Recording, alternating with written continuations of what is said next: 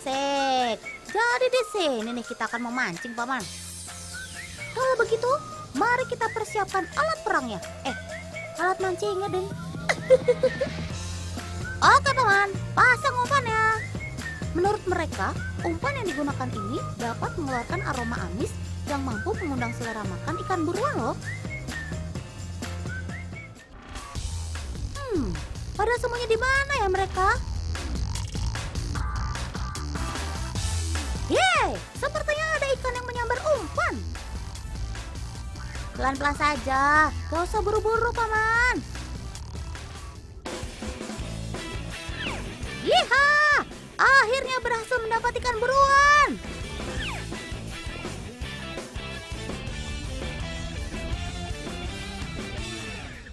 Mantap.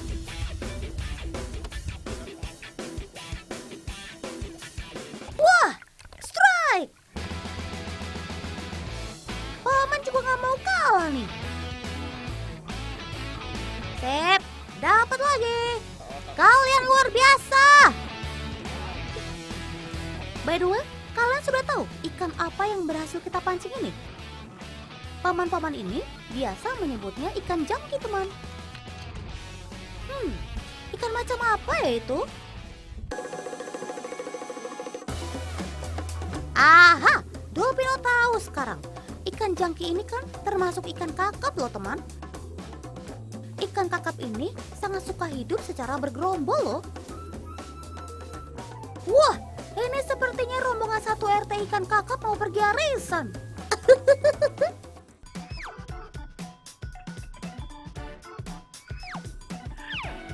Dalam dunia ikan, bergerombol seperti ini sangat penting loh. Salah satunya untuk menghindari predator. Karena banyaknya mata dari gerombolan ikan dapat membuat bingung serta tidak fokus bagi sang predator untuk memilih mangsanya. Dan yang paling penting adalah memudahkan mereka untuk mencari pasangan hidupnya. Cie cie, ihir, sudah gak sendirian lagi dong.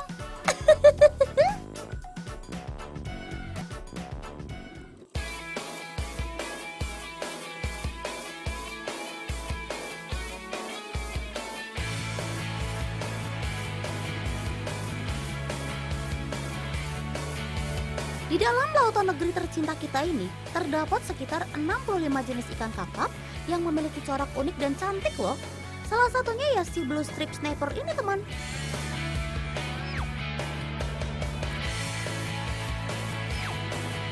Dan sama seperti sebagian besar jenis kakap lainnya, si kuning ini juga suka hangout bersama teman-temannya. Gak lain gak bukan, tujuannya untuk memudahkan mencari makanan kesukaan mereka. Oke sob, selamat mencari makan yang banyak ya.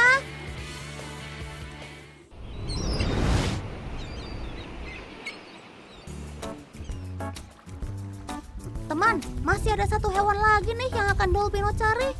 Dan kali ini akan dibantu kakak-kakak kece ini. Pasajarah, kiri!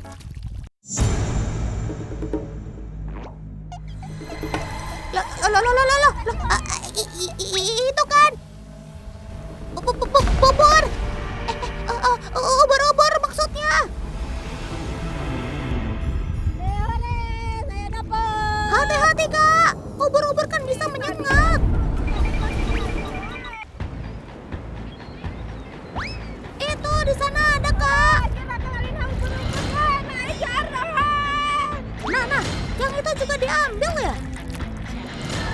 Dolpino mendingan jadi mandornya saja deh daripada kesengat. Aku nama hari yang di hari.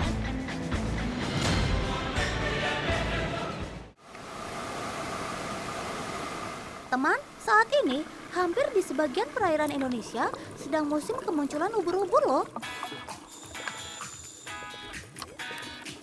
Mereka merajalela di mana-mana. Ih, ngeri juga ya.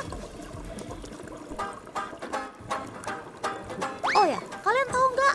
Ubur-ubur ini hampir 95% terdiri dari air. Pokoknya mirip agar-agar begitu deh. Dolpino jadi pengen ecep-ecep nih. Jadi, tubuh Tubuh ubur-ubur yang lunak itu karena ia tidak memiliki cangkang, sehingga ia rentan dan mudah rusak. Nah, untuk bergerak, ubur-ubur akan menghisap air, kemudian menyemprotkannya keluar, sehingga menciptakan suatu gaya dorongan jet air yang membuat tubuhnya bergerak maju. Selain itu, ia juga memanfaatkan arus air untuk bergerak. Teman, ubur-ubur itu berkembang biak dengan cara bertelur. Setelah dibuahi, telur berkembang menjadi larva. Larva akan mencari tempat atau substrat yang nyaman dan tumbuh menjadi polip. Selanjutnya, polip akan bereproduksi sendiri dan tumbuh berlipat ganda menjadi beberapa polip. Polip pada tahap ini dinamakan strobila. Nah, strobila inilah yang menjadi cikal bakal anakannya ubur-ubur. Nantinya, setiap polip akan melepaskan diri dan berkembang menjadi ubur-ubur dewasa.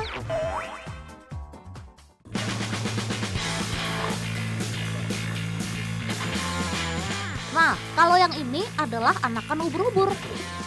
Atau nama kerennya strobila, teman. Sama seperti ubur-ubur lainnya, mereka juga senang memangsa hewan-hewan renik. Seperti larva ikan, krustasea kecil, dan zooplankton. Hei, lihat teman. Wah, hampir semua dapat ikan tuh. Wah, unik banget kan? Karena transparan, kita jadi bisa melihat dengan jelas ikan yang berwajah dimangsa sama mereka. Teman, meski masih anakan, sengatannya ubur-ubur kecil ini lumayan fatal loh. Kalau kena kulit, bisa menyebabkan iritasi serta rasa panas dan gatal yang mantap. Mau coba? Monggo.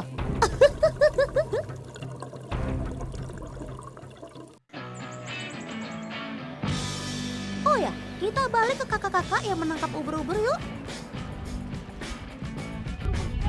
Hoi kak, bagaimana? Sudah dapat banyak kah?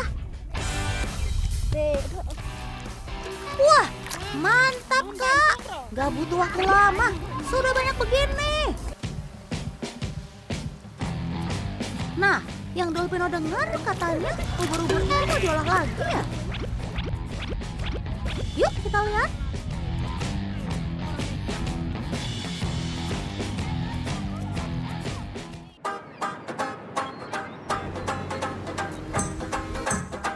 Tahap pertama, ubur-ubur akan dipisahkan antara badan dan tentakelnya. Dan ternyata tentakelnya lah yang akan dimanfaatkan teman. Sedangkan badan bagian atasnya tidak akan digunakan.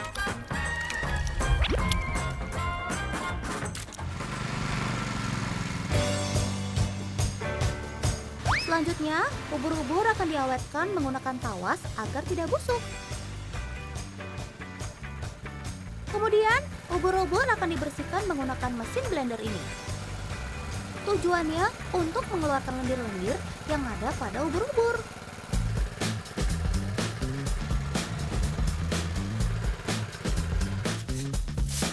Lalu, ubur-ubur akan difermentasi beberapa hari. Dan secara rutin juga akan diberi garam untuk proses fermentasinya, teman.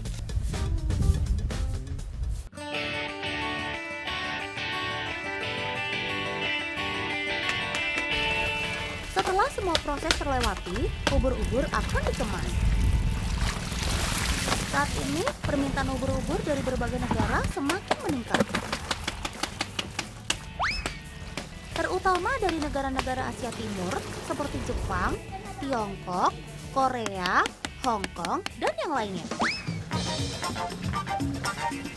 Ubur-ubur tersebut bisa dimanfaatkan sebagai makanan ataupun bahan baku kosmetik. Sudah paman, gak usah repot-repot. Dolphin Ocean cukup 10 ember saja.